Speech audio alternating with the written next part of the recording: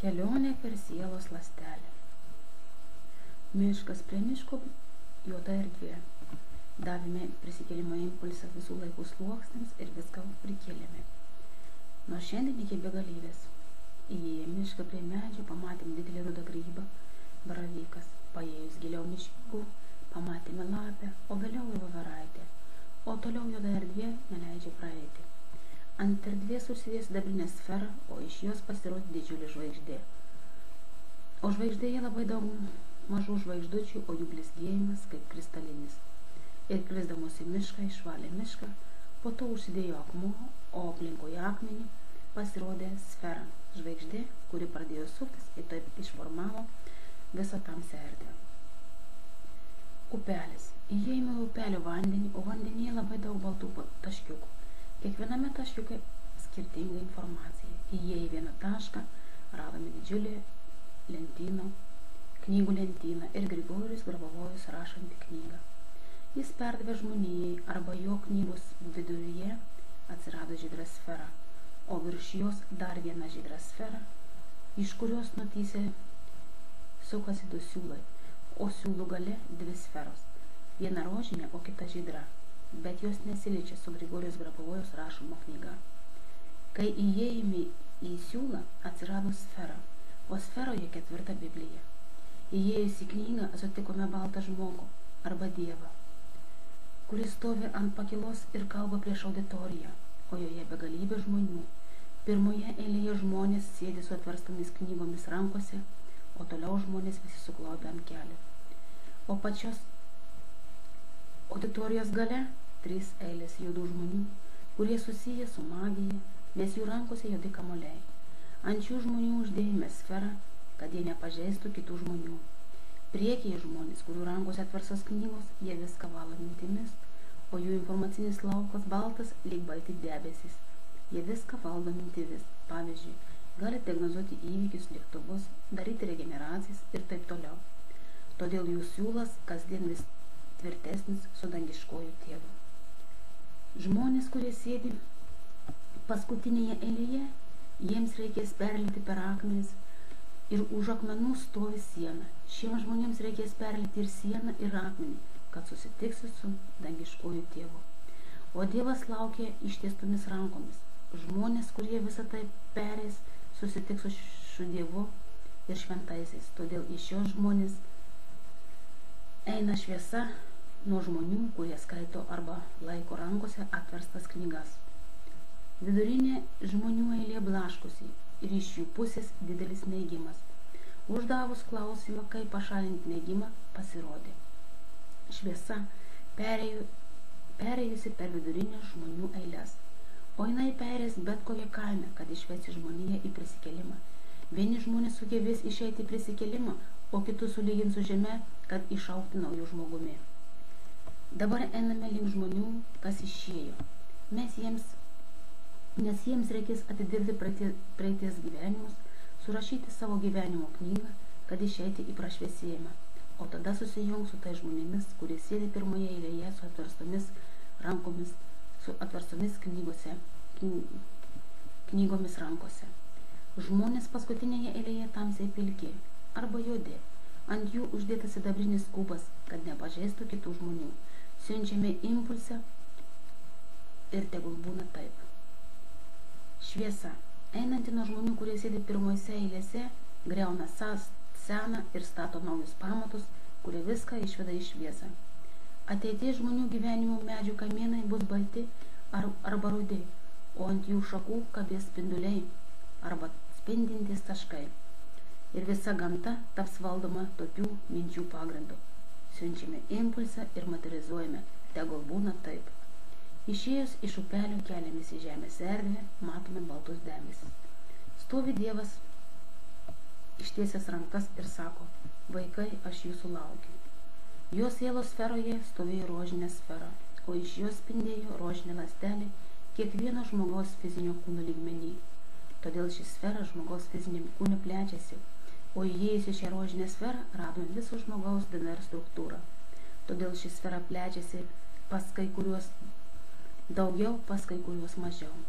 Žmonės, kurie geria alkoholį, ši sfera plečiasi su skausmo jėga ir tokiu būdu valosi ląstelė. Ląstelė užpildyta alkoholiu pajuoduoja, todėl kad ši sfera susijungia su kiekvieno žmogaus informacinė sfera, o iš jos pradeda eiti šviesa. Tada ši šviesa išvalo žmogų tiek, kad žmogus suserga. Po to šone atsiranda vienas taškas, kuris išvalo priekį rožinį tašką ir duoda šviesos impulsą į kaulus. Per visus kaulus pereina balta šviesa, tada informacinėme lauke susidaro kvadratai, kurie žmogų veda į prašviesėjimą. Žmonės juos turės atidirbti pilnai tol, kol taps tvirtas dvasinis pagrindas arba dvasinis kelias po kojomis. O kai jie išsivalo, atsiveria laiptai, kylantis į viršų. O kas nevalo, laiptai veda į apačią ir jiems už nugaros jų informaciniuose lauke dar daugiau kaupiasi negatyvas. Žmonės yra dviejų kategorijų. Vienus laiptai veda iškart aukštyn, o kitus per sunkumus. Nuo ko priklauso? Kurie iškart eina laiptais į viršų, pas tuos žmonės informaciniam lauke smegenys mažos, kaip taškas, o žmonės, kurie ateina per sunkumus į šį kelią, pas tuos informacinėme lauke smegenys didžiulis, kaip galva. Naujieji žmonės bus dviejų tipų. Vieni žmonės rodys kelią į baltus laiptus, o kiti žmonės į apačią. Kai kurie žmonės, būdami tamsus, išeis į šviesą, pasitarę su žmonėmis, kurie stovi ant kelio. Bus žmonių, kurie iškart eis tiesiai, o kai kurie per sunkumus, bet kelias ištisas visiems ir visiems reikės grįžti į šios baltus laiptus.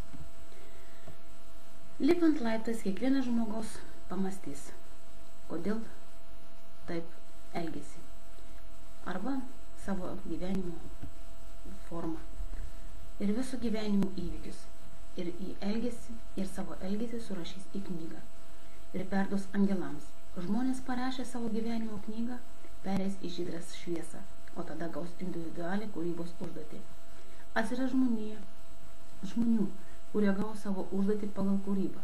Bus ir tokių, kurie stovi perėję per šviesą, negavę užduoties. Kodėl? Todėl, kad jie turi parašyti savo asmeninio gyvenimo knygą, o pabaigę rašyti, atiduoti savo angelams. Žmonės, kurie iškart parašė savo gyvenimo knygą ir gavo užduotį, jie pažymėti mėlynos spalvos sferą, o kurie gaus vėliau, bus pažymėti geltonomis raudonomis sferomis.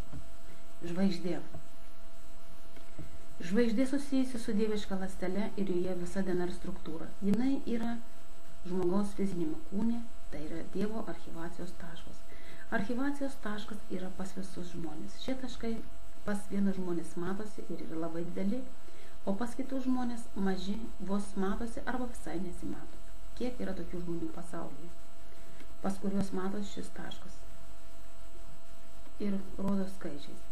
5, 15, 25, 35, 50 ir 150.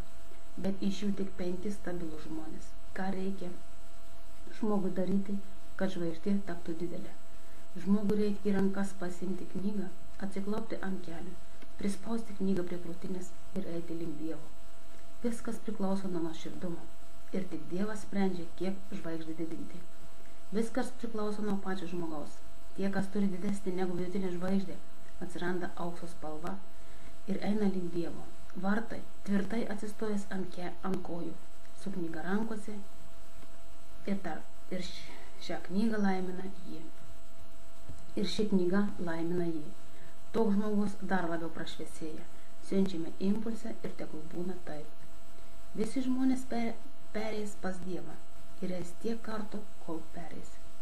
O žmonės, kai kurie jau perėjo, priklauso Dievo erdvei. Todėl šių žmonių padarytas darbas bus kasdien vis didesnis. Tokio žmogaus informacinės erdvės galimybės arba informacinės erdvės sferos išsiplės tiek, kad jinai niekam netrukdys. Siunčiame impulsą ir tegul būna taip.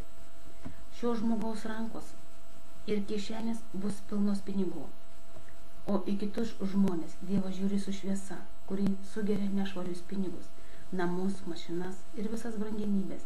Niekas neima, todėl žmonės lieka basi savo erdvėje, o Dievas šios žmonės stebi iš viršaus Todėl šie žmonės blaškosi ir ieško. Dievas jiems sako ir išplečia rankas ir ištiesia tiesų kelią žmonėms. Žmonės nesusimasto, kad reikia pakelti galvą į viršų ir eiti tuo keliu. Dievas visiems davė platų kelią iš pradžių, o nuo kiekvieno žmogaus blaškymasi kelias siaurėjo. Žmonės, kurie gaudė nešvarius pinigus, kelias iš plataus pavirto į siūlą. Todėl tiems žmonėms užkerta kelią akmeninė siena ir rodo kelio pabaigą. Žmogus turi grįžti prie kelio arba prie siūlų ir kabintis į ištiestą siūlą, nes į jį jau reikia kibtis su rankomis, atsiklaupus ant kelio. Būna ir tokių žmonių, kurių siūlas nutrūksta ir vėl nukrenta į apačią. Tada žmogus paklodamas ant kelienų meldžiasi ir laukia Dievo malonės. Kurie žmonės nuoširdžiai meldžiasi, Dievas atsiųs 2 angelus, kurie jiems padės užlipti ant siūlo į viršų pas Dievą. Lipant su angelais turi išlikti tvirtas ir 100% tikėjimas, jei ne, vėl nukrenta į apačią ir taip, kol užlipsi. O žmonės, kurie pasirinko lengvą kelią, lipantis laiptai išpuošti gėlėmis, o juos pasitinka angelai. Todėl žmogui yra duodami 2 keliai. Siunčiame impulsą ir tegul būna taip. Dėkojame dangiškajui Tėvui už žinias, su ašaromis akyse, klūpodami ant kelio.